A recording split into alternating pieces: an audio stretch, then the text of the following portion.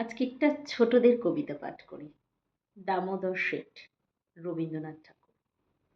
অল্পেতে খুশি হবে, দামোদর শেঠ কি? মুরগির মোয়া চাই, চাই ভাজা ভেটকি। আনবে কোটকি জুতো, মোটকিতে ঘি এনো। জলপাইগুড়ি থেকে এনো কই জিয়ানো। চাঁদনিতে পাওয়া যাবে বোয়ালের পেটকি। চিনে বাজারের থেকে এনো তো করম চা।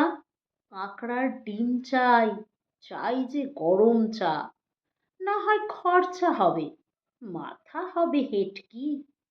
মনে রেখো, বড় মাপে করা চাই আয়োজন। কলেবর খাটো নয়, 3 মণ প্রায়োজন। খোঁজ নিও ঝুড়িয়াতে, জিলিপির রেট কি? নমস্কার।